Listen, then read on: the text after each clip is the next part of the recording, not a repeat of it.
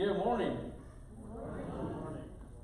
It's a wonderful morning. I think you will feel a lot blessed than the Saturday night or 8 o'clock, because every time I did my sermon, I was cutting and cutting and cutting and cutting. So right now you have a edit edition, so it's a lot less time. So please do not go to sleep. I have a pen here. I can throw it pretty far if I see you sleeping. This morning we were reading the passages from Acts, from Revelation, from John, and also there's a reading from Psalms, and all of them have a very unique thing that we need to be reminded in this day. We need to be reminded that we have a shepherd. We need to be reminded that someday all these sorrows and all these pains, that our tears are going to be wiped away. We just read in Revelation. And we also need to be reminded that there is only one Savior, only one. That salvation comes from the Lord, not from the mother. As we live in this society, and I was trying to cut down the distortions in my sermon, all the things that really don't just to fill in, just to make sure that we're on the same page. So I cut it down, and this is a lot better. This is a better edition than the other ones. It's shorter. It's something that all of us can relate to. So I want to make sure that I can speak to you, to all of you, even to the little ones, to everyone. And I want to find out if this sermon is for you. If you are not, please let me know. I'll give you a ticket to McDonald's. You just go over there. How many of you have a mother? All of you. So I guess you're not going to McDonald's at this time. You're staying here. So we live in a society where it's kind of hard. There's a lot of distortions, like my sermon last night. There's a lot of things that are influencing us to make decisions. And the problem with that is that sometimes those distortions, those things that are influencing us to make decisions, is elevated on our standard without thinking. It comes like the wolf, kind of with a costume. You pretend that you're doing something good, and you start creating a vision or making a vision, a perfect vision in your life as a mother, as a son, as a husband, as a friend. And all of a sudden, when things collapse, you realize you didn't have a perfect vision. How many of you have been there? When you thought everything was perfect, and then something happened and you crashed your vision. Now, how do you feel? Crash. I know, as we celebrate mothers this morning, the word mother has many different meanings for everybody. And it has to depend too in the time you remember. Some of you, your parents went through a difficult time, and you remember your mother in a real hard moment. Some of us sometimes have a glance, like 1 year or 2 years that I was able to live with my mom, and I had to see those beautiful times, and I see other times when it wasn't that beautiful. So mother has a different meaning for everyone here present this morning. Mother has many diverse feelings. So I want to tell you that mothers are very special. And so since mothers are very special, I want to give you a little piece of cake with my accent. Now, I was going to put out like a French head, to make it more romantic, but my accent is bad enough. So I want to read this poem for you. And this poem is for the poem is for a mothering job. Mom. I watched my mom fill out an application. I looked at the line that asked about past professions. I thought to myself, that space is small to write down while she's being covered all. She was a nurse when I fell and scraped my knee. She was a maid when I didn't wipe my feet. She was a designer when my clothes didn't match. She was a tailor when my pants needed a patch. She was a teacher when I asked a question. She was a priest when I had my confession. She was a psychiatrist when I came home crying. She was a preacher when I got caught lying. She was a singer when she sung me to sleep. She was a lifeguard when she said the water's too deep. There are many more, yet the best one to me. She was our best friend, and mine forever should be. That's what the mothers are. There is not one title, one phrase that will cover what mothers are. And I know a lot of you try to look in Google, Facebook, and Pinterest how to be a better mother. And I know you try take pictures of this is what a perfect family is going to be like. You take a selfie, and then this is you raise the standard for other people.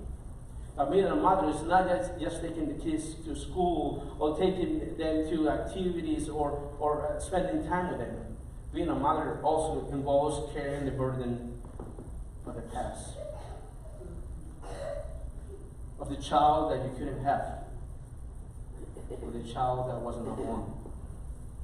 Being a mother involves that. Or the child that walked away from the instruction that you give him. Being a father also involves that. Carrying with the burden, carrying with that past that you don't know. What if he was here? What if he or she was here this morning with me? What if I was holding that person next to me? What if my child that's been walked away from us was here? Being a mother is not easy. And men, don't try to get ahead of the game. You think that you can, I know what a mother is like. I know I put the food on the table. I know what it's like. We don't know what it's like to be a mother. I believe you when you carry a baby in your womb for a certain amount of time, from 1 day, 2 hours, and then you give birth to that baby. Then I believe you. The doctor says the closest thing to having a baby is having kidney stones. I have 7 of them, but I never get to name them. I never changed the diaper. I never baptized them. And I never had to experience the loss of cry because they left. So it's not the same. It's completely different. This being a mother is a challenging thing. And I know your mothers are trying to do the best.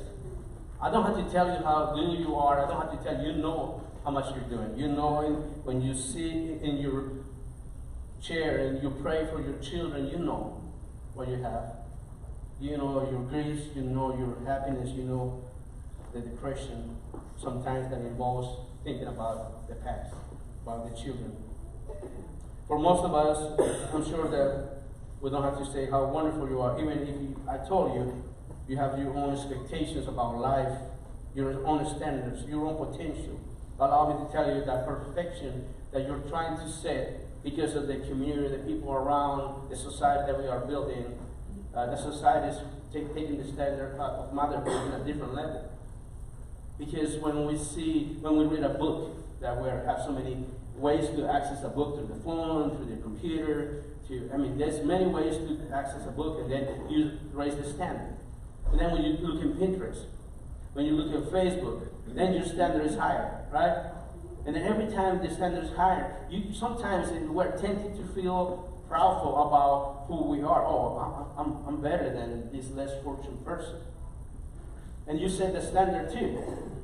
Because you're taking a selfie here with your son, and this person, he can't have the son, and so I wonder how they feel when they see you with a baby.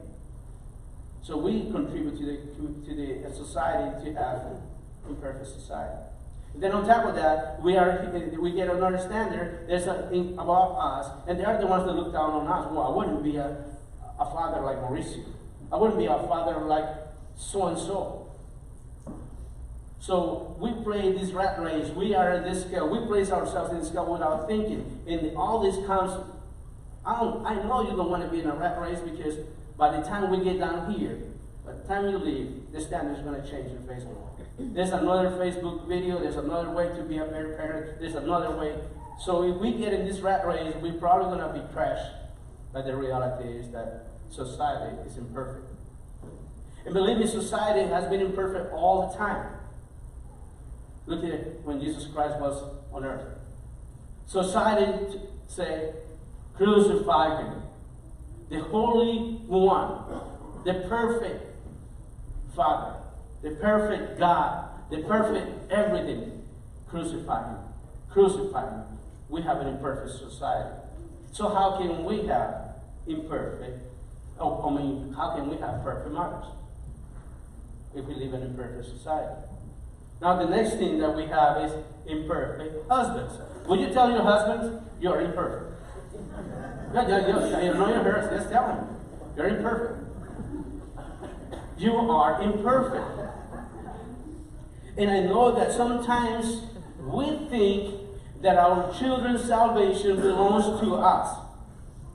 And then everything you have done right, he says, well, you just have to make them do it, right? You just got to tell them, take them to church. And everything that they have done right, you take pride on it. And when they do something wrong, I don't know that kid. So this next society will raise their standard, and now the husbands raise their standard. I mean, how many of you husbands have been perfect husbands? I know you're smiling because you think you are, and then your wife says, don't even raise your hand. Because we know we are imperfect husbands. I mean, if you really wanted to confess, man, we will be here all year. Because we are imperfect husbands. And we see in the story too, in the back story, imperfect husbands. Adam and Eve. Where was Adam when Eve was taking the apple? He was right next to her. He didn't do anything. Bad husband. The father of faith, Abraham. Imperfect father. Why? Well, he thought about himself higher than his wife. He said, well, just tell them you're my sister. Because if you tell them you're my wife, they're going to probably kill him. Because she was so beautiful. He decided to do it. Imperfect husband. And we see imperfect husbands like Joseph, the husband of Mary. How come you lost the child for 3 days in the temple? Right now, you go to prison for that. And there's one husband that we don't really mention much. It is the husband of this woman who King David was dating, and he decided to be with this woman. And the husband was a soldier for King David, for his army. And King David, since he had a little messed up, inappropriate relationship, like some people say, he had a baby. So he needs to get rid of this man, this husband. And the husband comes and shows to the king, hey, I'm here to serve you. The king goes, just go home. Take a shower. Go enjoy your wife. Go have some time with your wife. Oh, no. I got to be here. Okay, I'm going to go. And then they come out and he's right outside waiting for the king. How many of you husbands feel guilty about taking priority over your job and putting your wife down? Because we have imperfect what? Husbands, would you say? Husbands. Husbands? Imperfect husbands. Will you repeat with me, husbands? Imperfect husbands. Wives, they say. They have to say it. They have to confess it. We have imperfect husbands. We have an imperfect society. And we also have an imperfect children. Because that's what mothers involved. How many of you are children here? You are children too. You're a child of God too. So we are all children. And we have imperfect children. So when you think about imperfect, it continues. The imperfection continues. Look at Cain and Abel. Imperfect children.